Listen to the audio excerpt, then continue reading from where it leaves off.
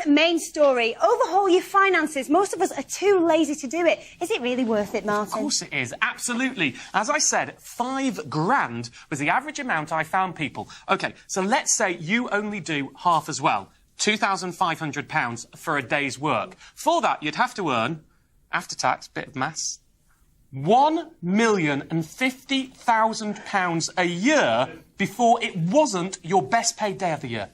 Prove it. Easy. Here's one I prepared earlier.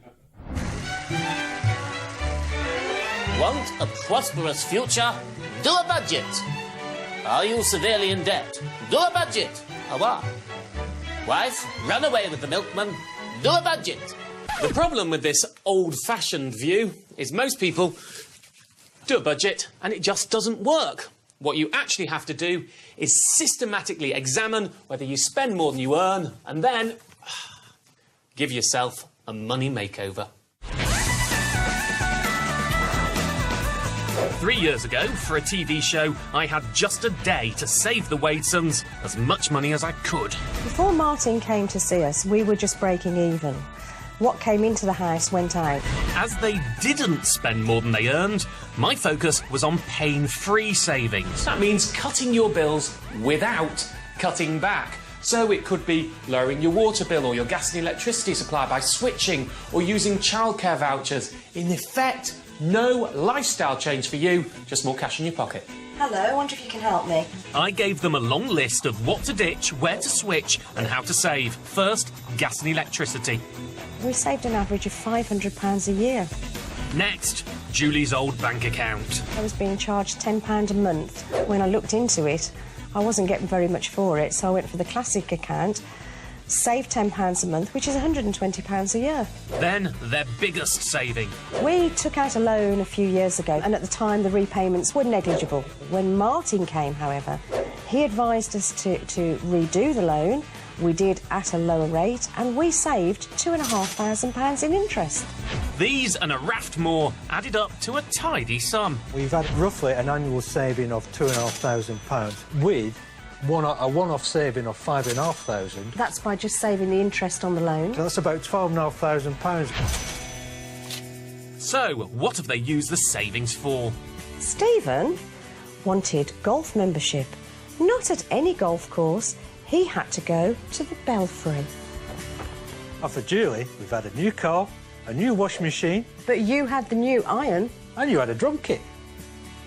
And a fence. Yeah, that's fantastic. I am so glad that Martin came. It was pain-free to actually take on board what he said and to look at the bigger picture. So I think it's enhanced our life. Never be millionaires, but I'll sleep easy. OK, so the first step is to do a budget. But I don't mean jotting down just your basic spending.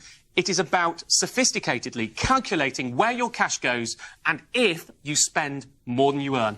And here's how it works. You need to consider doing a budget a job of work. It's going to take you a good couple of hours to do it properly. First, gather your evidence. Bank and credit card statements are the most important because you have to go through to see what you've really been spending. Take food shopping. It isn't just your big weekly shop, it's all those other little trips for milk and bread that you might forget about. Take them from here, add them up, and work out your actual, genuine, real spend. The big mistake most people make when doing a budget is they try and think of a typical month. But of course, there's no such thing as a typical month. You don't buy a sofa every month, you don't go on your summer holiday every month, but these should be in your budget. Take Christmas.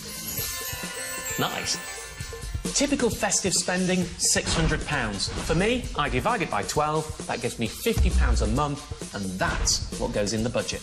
A few years ago, I developed my own system, and it worked so well, I had it built as an automated tool, so anybody can do it, it's totally for free, and you can get it via our website.